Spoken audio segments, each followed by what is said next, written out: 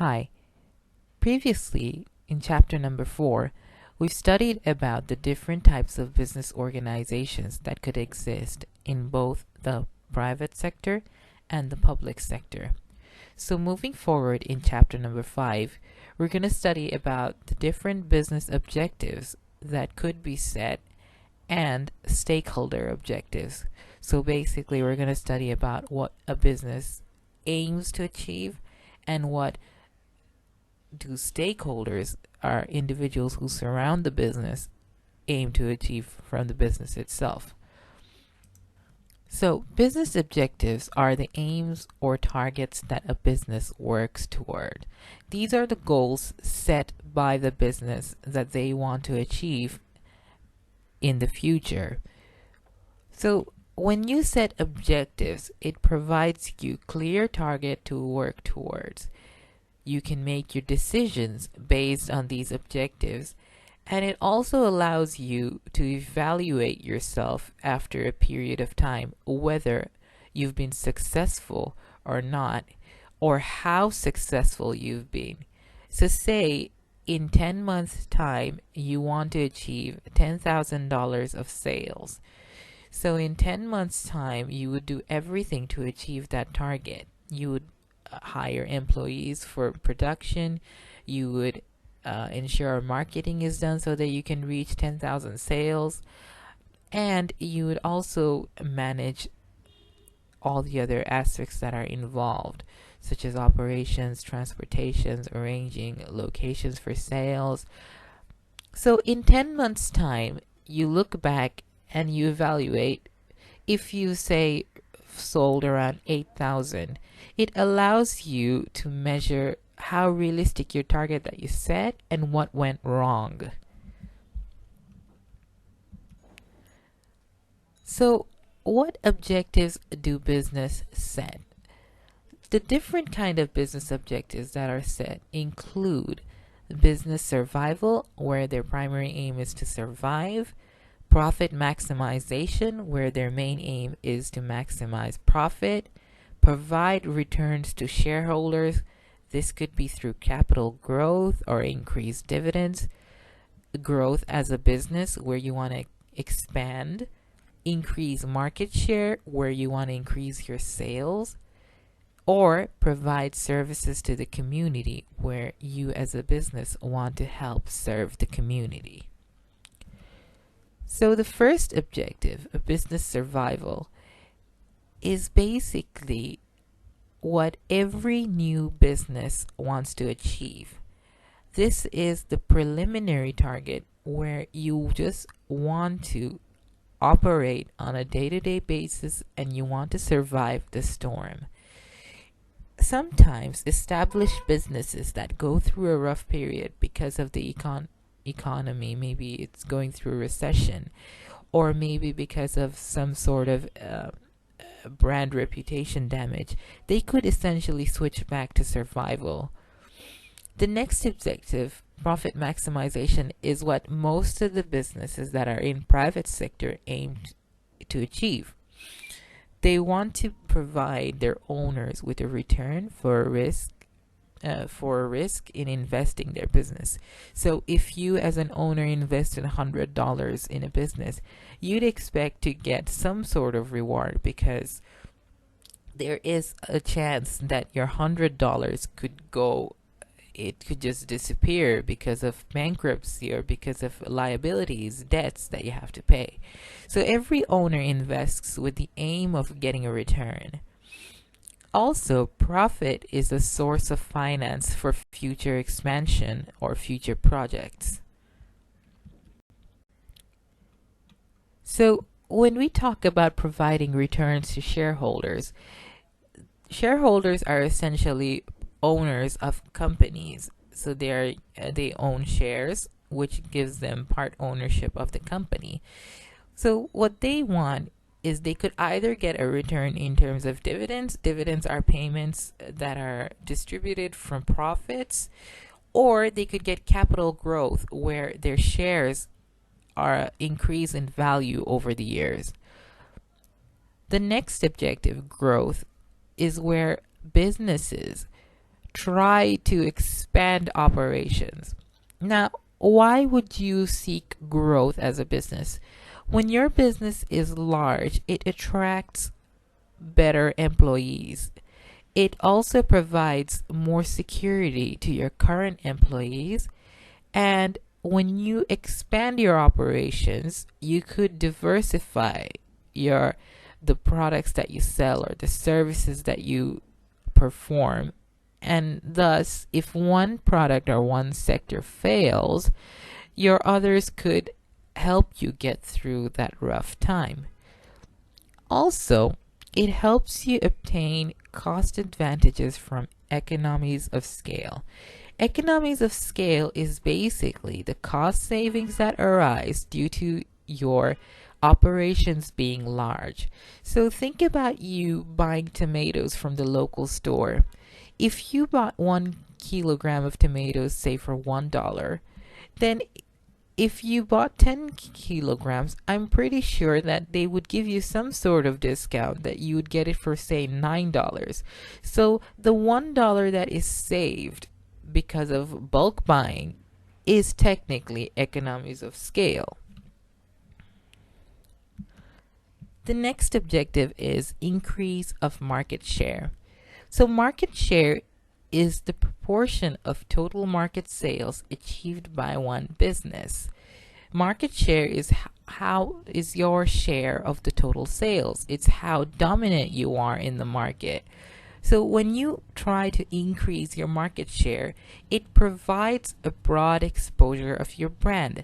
It enables you to become better known to your customers. It enables you to influence over suppliers. So if you are dominant in the market, suppliers would try to prioritize your deliveries over other organizations because they know that you are more safe, you are more they can bet on you to last longer in the market. And also, you have some sort of established brand loyalty, customer loyalty from your consumers, which would allow you to adopt better prices compared to your competitors. So the last objective is providing services to the community. Now, when you talk about providing services, these could be to increase social welfare. These could be on the voluntary basis where you try to go out and help the homeless or disabled, or it could be an organization that is built to protect the environment. We have a lot of cases where we have pressure groups or other forms of organizations that come out with the sole aim to protect their environment. We also have organizations that are, formed just to help the elderly or the disabled. So a social enterprise tries to have social objectives along with making a profit that is used to reinvest into the business.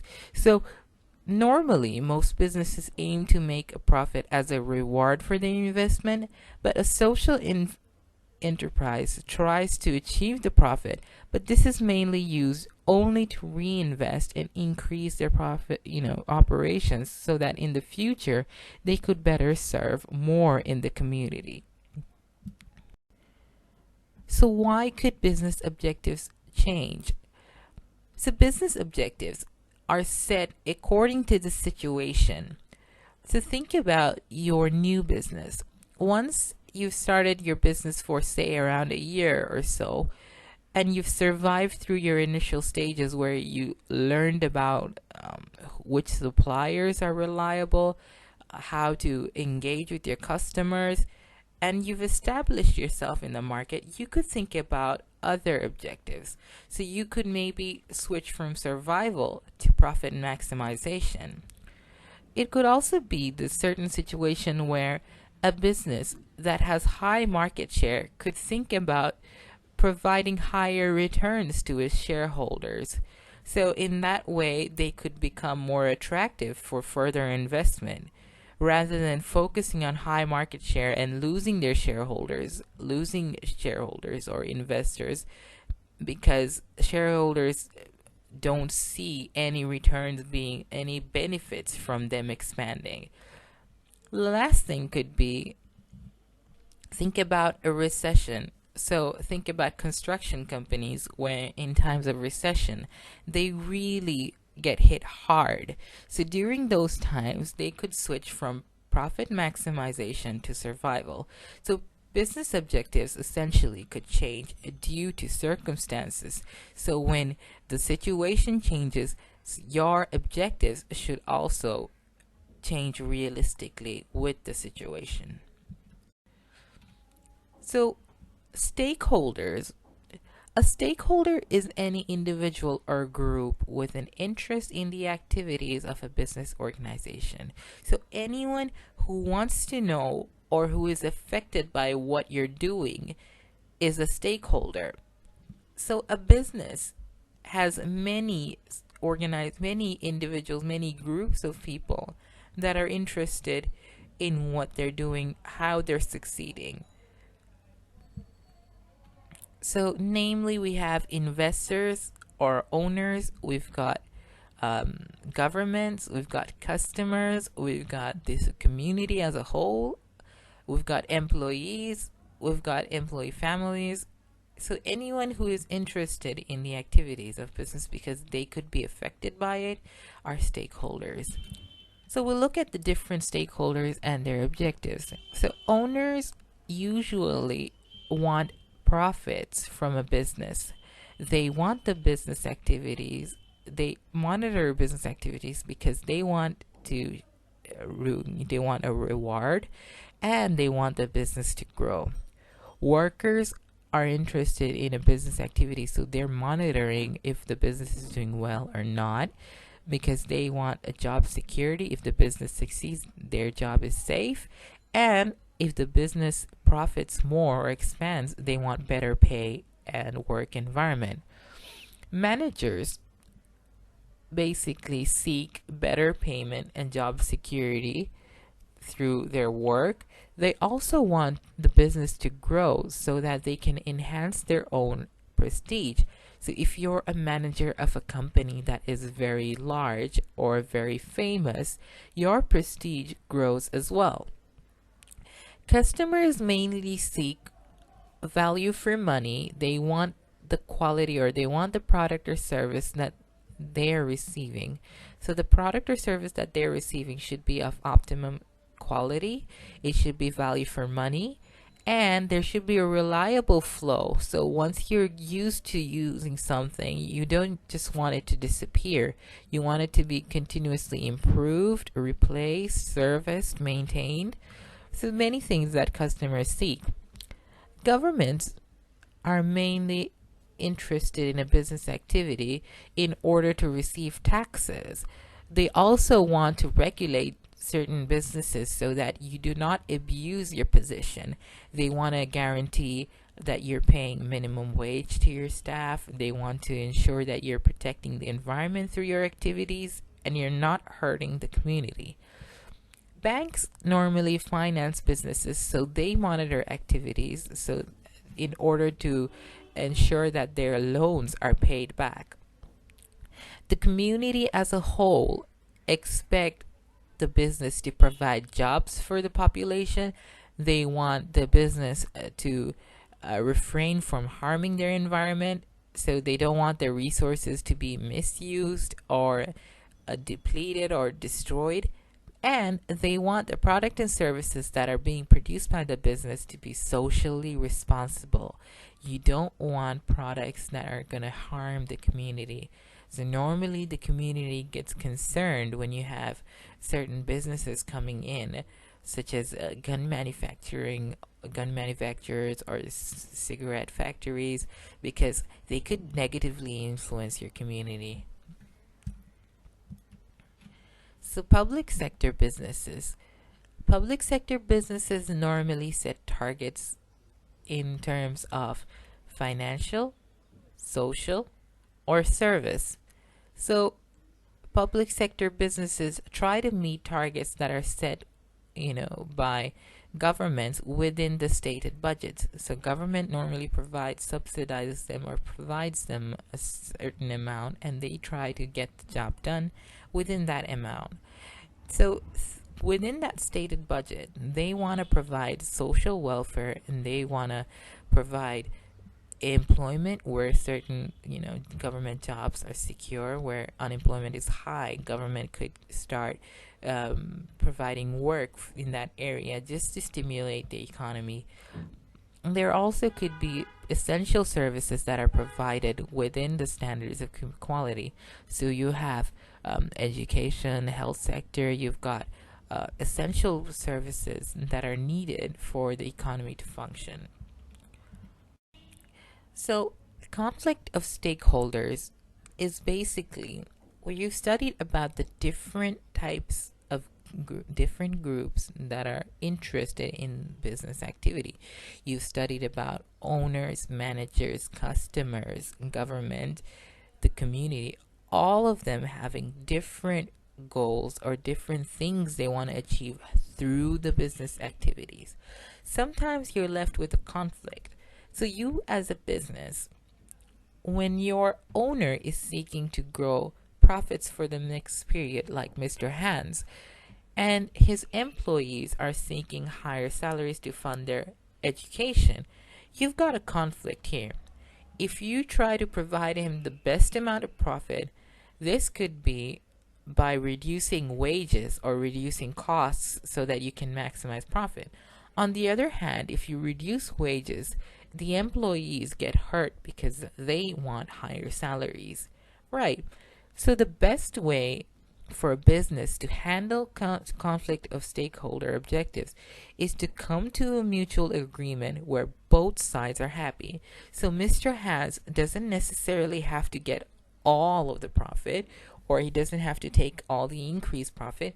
He could mutually agree to give them higher salaries and also keep a portion of the increased profits. So this way, think about the owner motivating his employees by telling them that, guys, you can achieve higher pay packages, and in turn they could work hard, they could become more productive and raise the business standards, which will at the end of the day raise profits, which will help the owner himself.